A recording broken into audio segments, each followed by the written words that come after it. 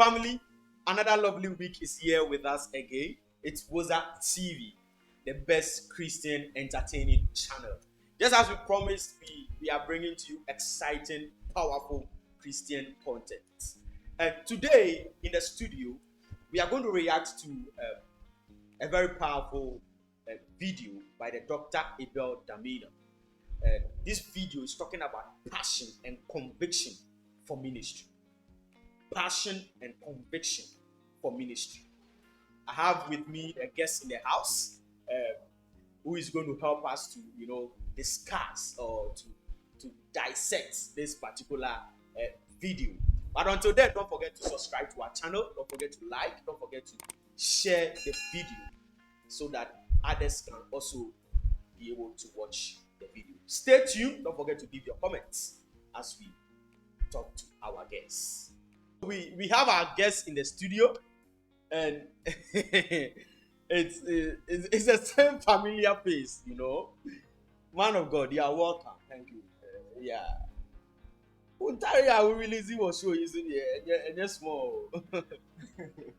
We are looking good. Thank you, sir. All right.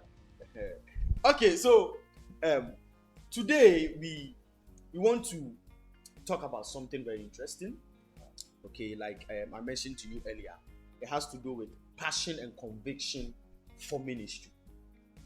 Yeah, and it's a reaction I want us to do on a video by Dr. Abel Damina. Okay, viewers, I have with me here our revivalist, our guest, in a person of Pastor Jude Abebio. So we are going to watch the video, then we are going to react on the video. Stay tuned. Sama Rosaria, Northgate, ABU. That was where my house was. I will trek from ABU Northgate to Congo campus. You know Congo? I will go to Congo campus to attend Bible teaching and trek back. And I did it not for 1 month, 3 months, 5 months, 1 year, 2 years. Rain will be falling, I'm trekking. Rain will stop, my body will dry with my clothes on. I'm not telling you a fairy tale. I will trek.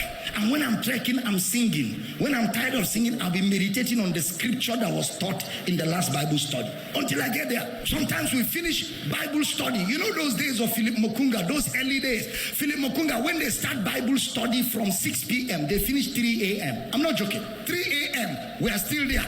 Then when we close, some will sleep there, but those of us that are strong will trek. I get home like sometimes 6 a.m., 6:30, I'm getting home, trekking, and I'm happy. 4 o'clock, I have left the house. I just came back 7 a.m., 4 o'clock in the afternoon. I am trekking back for the next Bible study. I'm telling you what we did because of passion for the Word of God. Passion for the Word of God. Except you are not in love with the Word. I remember those days. We didn't have access to material. One day I went to one Professor Ishaya Audu's house. The wife went in and brought trunk boxes of Benny Hill's teaching materials. Kenneth Hagin, Kenneth Copeland. See them in trunk boxes. I felt like stealing that day. I said, oh God, I wish I can just take 2 sets. Those are the days we will go to somebody's house and see a book. Can I borrow? No. We will sit down there with pen and biro and copy the book. I'm not joking.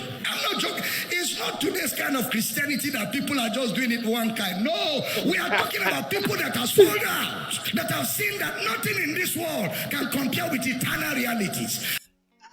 Man of God. In fact, let me pause the video here, okay? Because I want us to have some discussions on the video. Viewers, we are going to continue the video, okay? I paused it because of the statement the man of God said. He said because they are sold out. My first question is, what this thing this man of God is describing? What is passion like?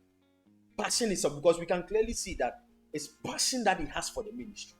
Passion, what is it? Okay, all right. Thank you for the question. Mm-hmm.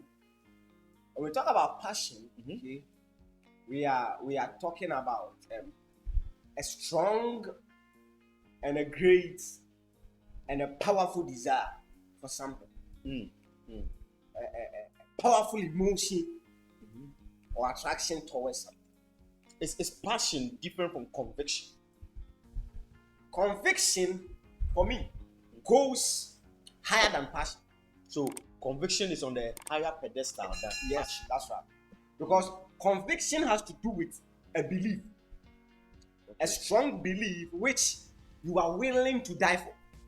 Wow. When we say you are convicted about something, it means you have a great belief in that thing that you are willing to even die for that particular thing. It's not as compared to passion. It is not as compared to passion. You know, passion deals with our emotions. It's just like saying a zeal for something. You can have passion for something, but you may not be convicted about it. Wow. So the man of God was saying that it is not this kind Christianity that we are doing, that we do it anyhow. Yeah, so does it mean that we have the passion? You know, I mean, some of us have the passion, but then we are not convicted about what we are doing. Yes, some to extent. To understand. To understand. Why is it so? You see, when it comes to passion, in the book of Romans chapter 10, Apostle Paul described that about the Israelites. He said that I bear them record that they have a zeal for God. They have a passion for God, but not according to knowledge. You get it? In other words, what they have not been convicted about the thing. They don't know deep about the thing, but the passion is there for them too. So it's conviction that makes you die for something, not passion. Not passion. It is conviction that makes you do what you are doing well. But the other day, I heard the late Miles Moreau say that it is passion that drives him to do what he's doing. We can't downplay the importance of passion. We are only talking about passion and conviction. Okay. Both goes hand in hand. Okay. But I'm only saying that conviction is on a higher Pedestal than the passion. However, passion is also very important because there are so many people who are driven by their passion. Okay. As a matter of truth, you can't do something without having passion for it. Oh, okay. That is the first we need to understand. Okay. Get So, it? so does it mean that it is when you have passion for something that along the line you are convicted, about the thing? The passion drives you to be convicted. Okay.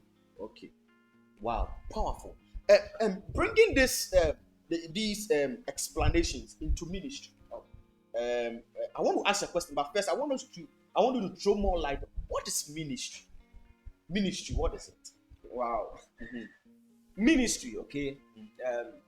It depends on where we want to pick it from. You know, these days you hear people, I'm into ministry. I'm into ministry. That's right. Ministry. Like we hear these young ministers say that. So what do they really mean? In the Christendom, when one says I'm into ministry, what does it mean? What it means may not actually be what they mean. Oh, interesting. Because ministry is service. Okay. When we talk about ministry, we are talking about service. You serving. Okay. That is what ministry is about. In Acts chapter 6, they were looking for people to minister on tables, to serve on tables. That was their ministry. They were going to share food. That was their ministry. When we come to church, okay, we can have someone on any day and say, "Osiesie asori fi, or prepare asori dem." That may be his or her ministry. Wow. Because ministry is service. Wow. Do you get it? So anyone who says I am into ministry is just saying that I am into service or I am serving when it comes to the Christian faith or the Christian law. Wow. However, the term ministry has been misunderstood or misused in our system. In that, when someone says I'm in ministry, what they think about is Charlie, Charlie, senior pastor, senior song minister, that kind of thing, and pompous and all that. Wow. But that is not it. Okay. It is service. So basically, the basic term for ministry is to serve. Wow. So you can be a song minister. It means you are serving with songs or in songs. Okay. You can be a preacher of the word. a minister of the word. It means you are serving in God's word, in the word, and in doctrine. Wow. So that is what ministry is about. Wow. Thank you, man of God. So we can say that it's passion the main drive for ministry. To extent we can say that, okay, but it should go beyond passion. Wow. You get it? It is passion that will put you at the edge. Okay. But it is conviction that will carry you to do the work and do it well. Okay. To the end. To the end. Wow. Wow. You get it? So you get a passion for the thing. Then you are convicted of the thing. Then you take action, you do it and do it well, and you complete it. So looking at today's Christians in church, these days people even like to give an excuse when it comes to the things of God. Evangelism. You find people giving also. See, we were organizing evangelism in church, and on the Sunday was the day we were supposed to go out. Could you believe that? Not even half of the people came to church. Wow! Because we announced that there will be evangelism the next week Sunday, and not even half of the people. Wow! So is this a true example of lack of passion and conviction? Yes. Lack of passion, lack of conviction. At a point, maybe some of them may have the passion, okay, but there wouldn't be anything to push them, or in other words, they wouldn't have any conviction. They wouldn't have any knowledge or understanding of what they are going to do. Okay. Don't forget that in the book of Romans chapter 10, Apostle Paul spoke about the Jews. He said that I bear them record that they have a zeal for God, but not according to knowledge. Do you get it? So it is this conviction, passion, knowledge thing. This is what a lot of people do not have, and that is why they are not able to do Christian stuff. That is why they are giving so much excuses in church these days.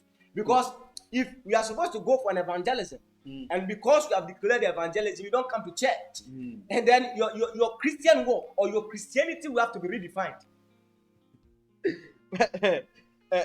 That brings me to this point, man of God. Are all Christians ministers of God? All Christians are indeed ministers of God. Okay. We have all been given a ministry. You see, but then it depends on how or where we are coming from when we talk about the ministry. Because ministry, like I earlier said, is just serving. Okay. You get it? We are talking about service here. And in the book of 2 Corinthians chapter 5, verse 18, maybe I think we can read that. Yeah, I think we can read that. Viewers, we are taking our reading, 2 Corinthians chapter 5, verse 18. If you have a Bible, you can turn your Bible there. And if you have the Bible app on your phone, you can log on there so that you follow us. Okay, 2 Corinthians chapter 5, I read from the King James Version. All right. Verse 8, he said, and all things are of God. That's right. Who hath reconciled us to himself by Jesus Christ. That's right.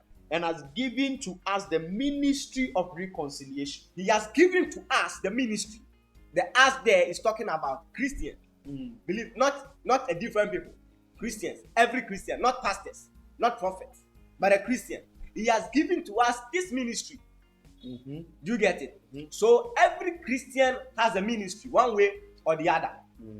Depending on the category you find yourself in. Okay. So maybe you can find yourself in the song or singing category, song minister. Maybe you can find yours in the preaching aspect. Some of them some of us we also sweep churches. That is our ministry. We all are ministers. We all are ministers. Every Christian is a minister. That is what we have to understand. He has given us the ministry of reconciliation. So those who come to church, come to church, and just come and sit down to warm our pews. No, and after church they'll just stand up and go. But what do we have to say to them? These people need to redefine, or they need to check their Christianity. Do you think that our denominations have a responsibility of teaching some of these things? Oh, exactly. No, the church, that is the responsibility of the church. You see, when we are saved, we come to church. That's right. For us to be taught, we teach. We go out there and we preach. We bring them in and we teach. Okay. So it is the responsibility of the church to teach the people these things. Because when before even someone can get a passion, also TBB, not driving. Yeah. Do you get it? Yeah. So our church needs to do enough, or more than enough. We need to teach some of these things. See, I always talk about the early church. It's expedient that as a Christian, you should do well to be reading the book of Acts. Okay. You have an understanding of what this early church started and the kind of thing they were doing as a church.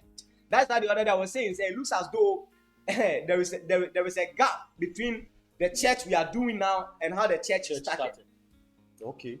So that is what is causing all these lapses. Yes, that is what is in the causing all this Christendom. in the Christendom. No understanding of No understanding of Christian Christian service. No. And even those who are doing it, they do it anyhow. They do it anyhow. They don't I care. mean- They don't care. You see, if you want to understand this thing well, during the COVID times, the coronavirus time, the government placed a restriction on some of our movements, and then he locked out churches. Can you believe that there were Christians who were happy that about churches it? We're closed. were closed? They were Christians happy that they were not going to church. And when the ban was lifted, we still had Christians who were not going to church. Why? Because they are afraid. So, quite sorry, virus betting. If I had the opportunity to even tell a group of people that, is it like Paul said, that he bound me in prison. He said, but the word of God is not bound. The So word we of told God them is that we will preach services online. They said we don't have They data. say we don't have data. They will go to any extent to give you excuse. Any extent to give you excuse. So these people, we can say they don't have the passion. they don't have the passion. They are not convicted. They don't have the passion. They are not convicted. And then I mean, some now, like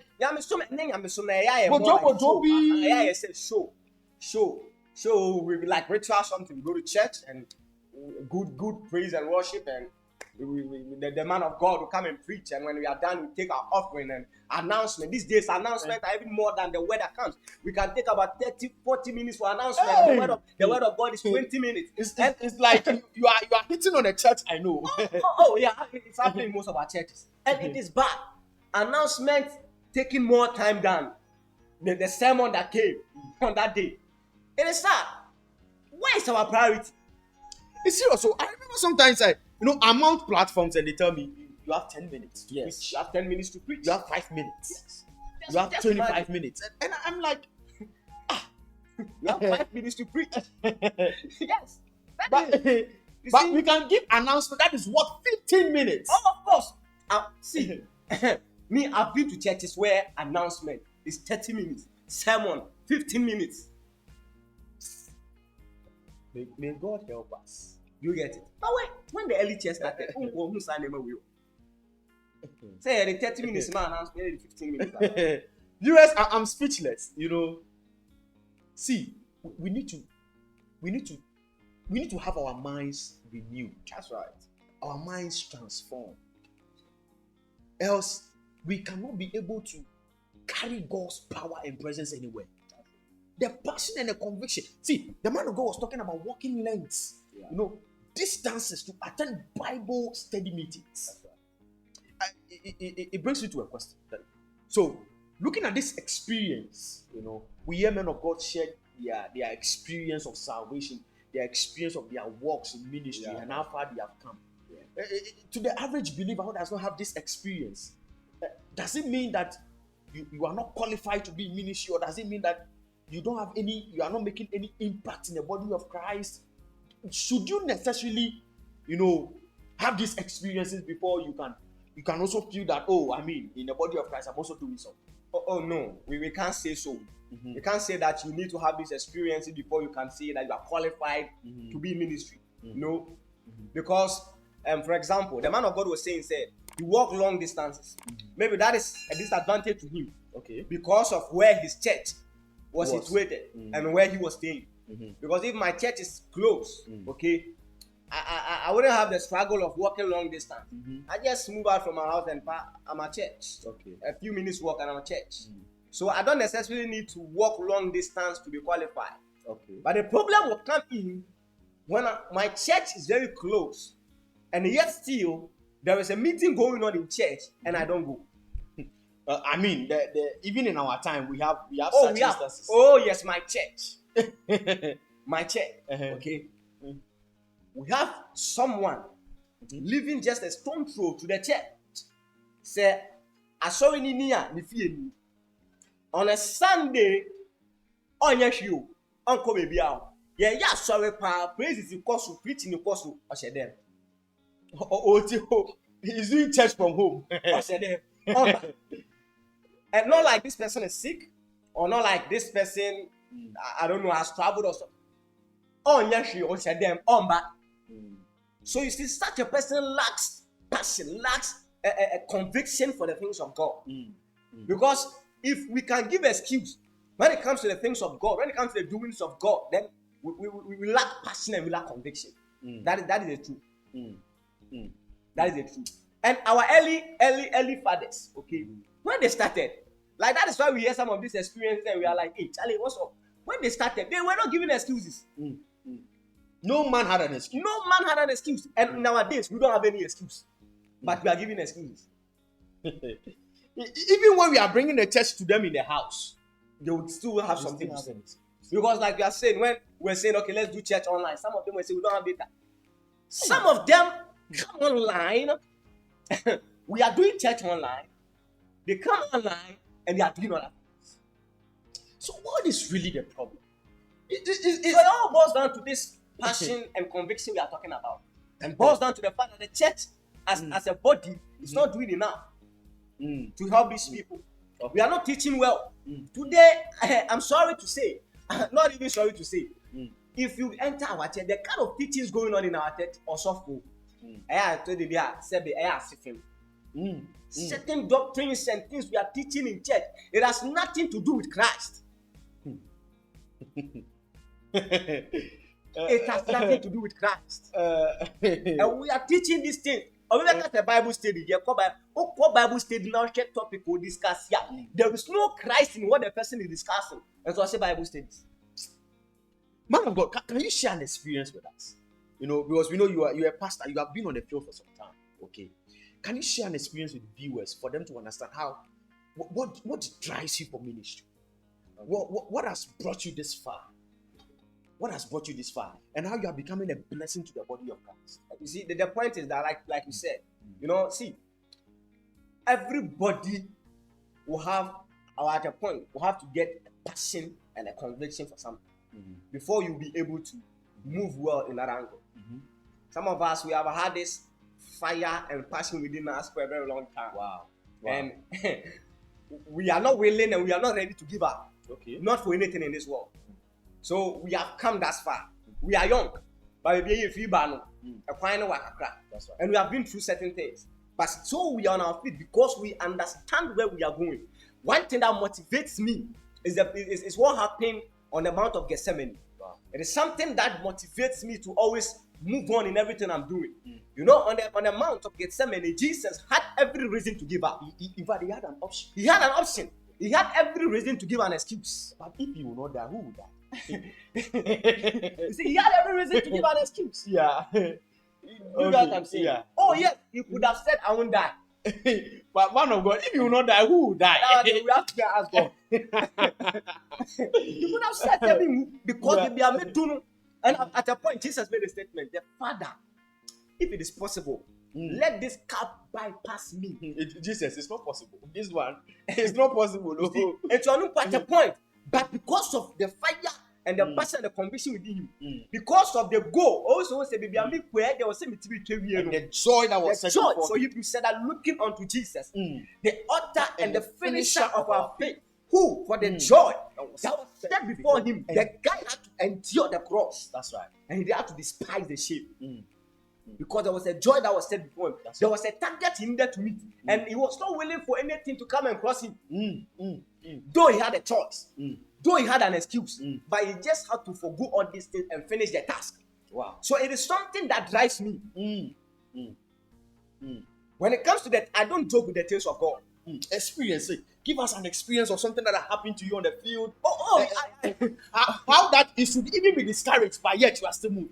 Oh yes, I remember way back, even in school, we were sent to school to study. Some of us, we devoted ourselves for the things of God. I remember during our WASI days, we just went to the bush and we went to pray all night. Whilst friends were learning. And you know, it was in those days. And that particular paper now, it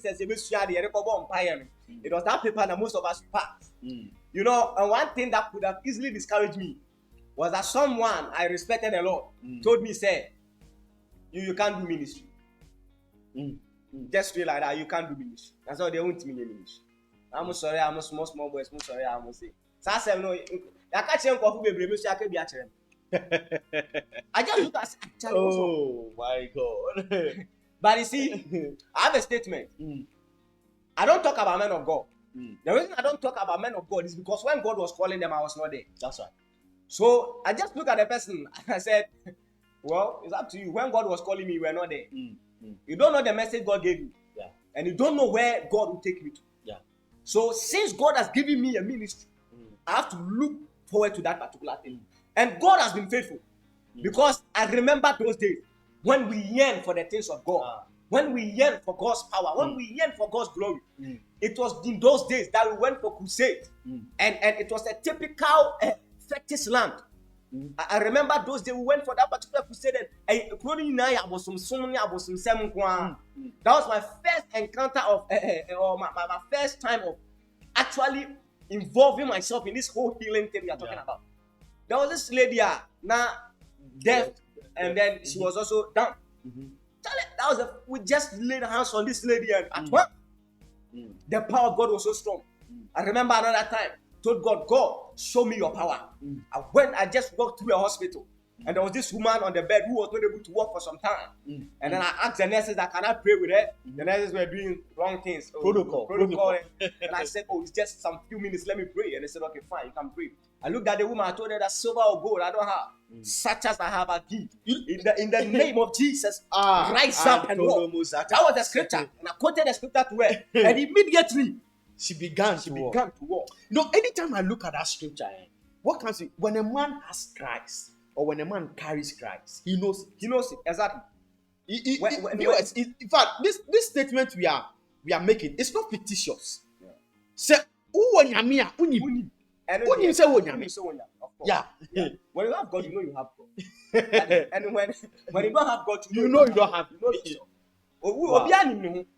Wow. You get it. So see, some of us, we are sold out. We are sold out for the work. We are sold out for this business. I understand that there's a scripture in the Old Testament, the king's business requires urgent attention. So I don't joke with the things of God. That's right. Unless I don't hear said this thing is about God, I'll run to it. Wow. Viewers, in fact, it's a revivalist. Our guest is a revivalist. He goes by the name Pastor Jude Abebio. In fact, if you want to invite him for your meetings, your Christian meetings, trust me, you'll be blessed. You'll be very blessed. He carries a lot. There is something in him that this generation needs to see. This generation needs to experience. We are going to put out his number, okay, in our links below. You can contact him at any time. You can talk to him. But don't forget to subscribe to our channel. Don't forget to like our video. Don't forget to share our video. Share it on your WhatsApp platforms. Let's impact lives. Man of God, I want us to continue our video because the man of God made a very emphatic statement at the end of his video, and I want us to touch on that thing. All right. So let's continue our video. And they are sold out to eternal realities. This passion you see in me is not today it started. It has been there. God is my witness. It was there even when I didn't have any hope that one day I will be a preacher at this level. And I didn't care whether I succeeded to be a preacher or not. All I wanted was to know God. All I wanted was to know Christ. All I wanted was to grow in the knowledge of Christ. When you see the way God is using us, the kind of investments we open up for God to make in our lives through deliberate and intentional availability, it's impossible for God not to use us. You pray for 15 minutes, you're looking for a chair to sit down. When some of us pray from 6 a.m. till the following morning 6 a.m. non-stop, we will sweat. At the end of prayer, you would think a flood of rain fell. The whole floors are filled with water. They have to either mop it or use broom to push the water out. Sweat coming out. In Uyo here, is there any street I did not trek? There's no street I didn't trek in this town. Praying all night. Some of you know what I'm talking about. All night praying, street to street. People are sleeping, we're trekking, we're praying. Sometimes dogs will bark, we rebuke them and command them to shut up. They will sit down and keep quiet till we're gone. I'm not joking. You know, I will tell a dog, in the name of Jesus, sit down, quiet, and I will pass. So when we are talking about Demas, we are talking about ministry, we are talking about fulfilling God's purpose for your life. We're not joking. We're not joking. Good minister, faithful minister. You know why is it that sometimes when pressure comes and people come under pressure, the first thing they want to shed off is ministry? You understand? Pressure, work, marriage, family, everything. Say, you know, so much pressure on me. I want to withdraw my commitment in church so I can focus on the material world. The first thing you always think of when you're under pressure, the one you can give up is church. At least let me withdraw my commitment in church. Let me focus on this other one. Why should it be church first? Why is church the first one you want to withdraw from? Why? Why is it that when you are so busy, the one you give up is the kingdom? Why? When pressures come from everywhere, the only one you can give up is the kingdom. I want to withdraw so I can take care of other things. And the one you withdraw from is the one you actually need. You matter about many matters. Yet, one thing is needful, and your sister has chosen the better part that shall not be taken away from her. What is the better part? The word.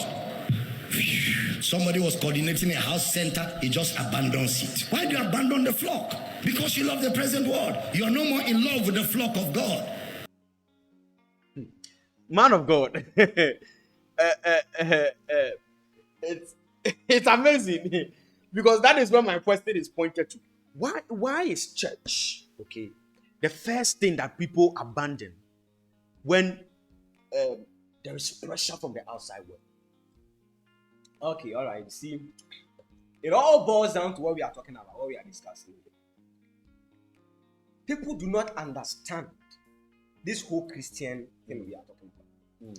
People do not understand this life of Christ we are talking about. See, if you can give up church because of the pressures, the pressure coming from the world, and because of the pleasures of the world, then you don't understand the Christianity thing we are talking about.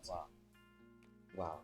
If the world is your focus, then I'm sorry, you don't understand the Christianity we are talking about. We are referring to the life of Christ we are talking about. Why should that church be your first option of the first thing you put aside when you enter into a problem or something? No, you see, there are people who say that I have too many responsibilities in church, and work is also stressing me, and marriage is stressing me, my family is stressing me, so I want to withdraw some commitments from church. It looks like church is always the first point of, the first thing that comes in mind when someone wants to do well, okay, let's say in marriage, in work, in business, in anything. I don't know if you understand my question. Like, we always consider church first. The man of God quoted a scripture. One thing is needful. We worry ourselves of so many things. We are not saying that work and marriage and all these things are not necessary. They are part of life. But one thing is needful. One thing is needful. That is the word. God and God alone. Nothing else matters. Wow. We don't have understanding of this. And that is why we can give up church for marriage. That is why we can give up church because of work. And it's amazing that when you watch the parables of Jesus uses some of these things. Yes. In comparison to the kingdom. Exactly. But you see, our minds, the world we are in now, see, there is something happening now. And then we are in the era of money. So everybody's mindset and attention is on money. Street in the Then obi sorry money. No devotion, no prayer, nothing. Money. No we see no. What has happened to us? Who did this to us? Viewers, who did this to us? we need to go back. You see, so I love a certain church radio. They said, go back to the Bible. We need to go back to the Bible. See what it means to be a Christian. See how the early church started. See the things to do and the things not to do as the believer, one thing is needful: the word. All these things we are doing on the face of the earth, they are temporal. It will pass away. But one thing is needful, and one thing is eternal: the word. Christ Jesus, our only example. When he walked the face of the earth, he showed us a pattern. He showed us what we are supposed to do. That is what we must follow. If we can't do that, then we lack conviction and we lack passion, and we cannot classify ourselves as Christians. Wow. Man of God, you have said a lot. You are blessing us on this show. Trust me. And I want to give you this opportunity to, before you give your last statement to viewers, okay? I think that one should come after. What is your last statement to people who are watching us? Somebody who lacks the fire, the zeal, the passion is down. The conviction is not there. There are some people who want to do ministry. There are some people who have this kind of desire. When they see their pastors do things behind the pulpit, they're like, I want, but the thing is not just not there. What is your statement to those people? A sense of encouragement for them. The first thing I want to say is that God is faithful. When God sees your heart, He will help you. Our help comes from God. Whoever is brokenhearted, I pray for you. Let your broken heart be mended. Yes, Lord. And I also want to tell you that, see, stay close to people on fire, you will catch it. When your zeal is low and your passion and your fire is low, get someone who is on fire. Iron sharpened iron. So that a man sharpen the countenance of another. Stay close with someone who has the passion. It has happened to me before. I remember many days when a friend of mine, and he used to be zealous for the things of God. And then at a point, this guy, the fire and all these things came down and he began to die out and everything. And I saw that this guy was getting so much close to me. I didn't understand. So I got closer until I saw Sena. I asked him, my guy, he said, what's up? He said, I've been bearing too much. And he told me, he said, this is what I'm going through. And I need to catch the fire you are keeping. That is what I'm getting through. And he said that the guy caught up with some kind of fire and it was serious. It has happened to me before. At a point, Charlie, I felt like giving up. I felt like, Charlie, so I had to also connect myself with someone who had this fire in him. And I just listened to the person and I caught the fire again. So stay close with people who are on fire. That's right. You will catch it. And then God is faithful. God will help you. God knows our heart. God knows, there is an assignment for us. That's right. He will help us fulfill it. That's right. He will help us fulfill our assignment. So don't give up. Maybe you are at the edge of giving up. You think that you cannot do ministry. You can do ministry. Everybody can do ministry. Every Christian can do ministry. Because that is the assignment God has given to us. You will do it. And you'll be successful in that field. Amen. In the name of Jesus. Amen. Man of God, just in case somebody wants to invite you for any meeting, any Christian meeting, or any whatever it is, maybe someone wants to invite you to come and bless them. Can you say something? Can you put out your number or something that they can get in touch with you? Oh, okay. All right. I can put my number across so that feel free. You can get me on 024 11 98 684. Okay. Yeah, 024 1198 684. Okay. Maybe if you're on Facebook, you can also reach me, Jude Ababio. If you want to search Ababio Jude or Ababio Mebu Jude, you get me. All right. So on YouTube too, I think you can get me on Woza TV. On Woza TV. On Woza TV too, you can get me there, and then on Instagram, and then on how do you call it? On Telegram too, you can get me with the same handle. So that is how. On Twitter, can we get you on Twitter too? Yeah, you can get me on Twitter also on Ababio too. Ababio. Yeah, that is the name I am using there. That's nice. So I don't know if I can say my final word. You can say your final word. My final word. I want to read the scripture. Colossians chapter 4 verse 17. You can pick your Bible so that we all read. Okay. Colossians chapter 4 verse 17. Okay. Colossians chapter 4. Okay, I read from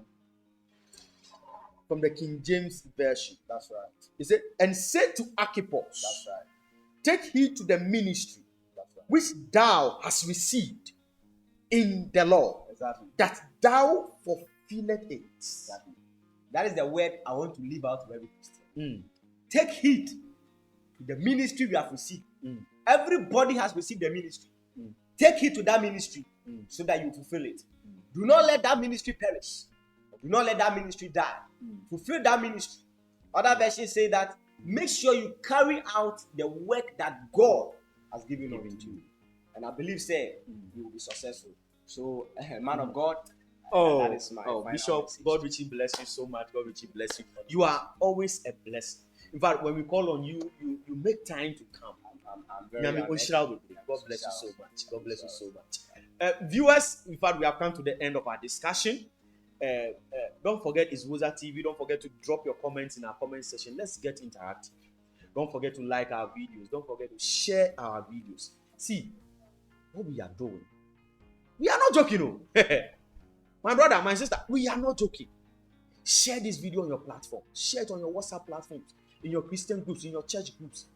Just put it in there. Tell them to watch it. Watch this short video on this topic. Watch this on this. Share it on your Facebook handle. Share it. You can follow us on Facebook, Woza TV. In fact, anything that we post over there, share it. Don't forget to subscribe to our channel too, and be the first person to receive a notification anytime we upload any content. We are bringing to you, in fact, interesting and powerful content every week. We are transforming your mind. We are renewing your mind. We will continue to renew the mind till you become conformed to the image of Christ. So until we meet again, no, my name is John David Nidodu, and I was your host for today. Be on top and be a topic. Bye.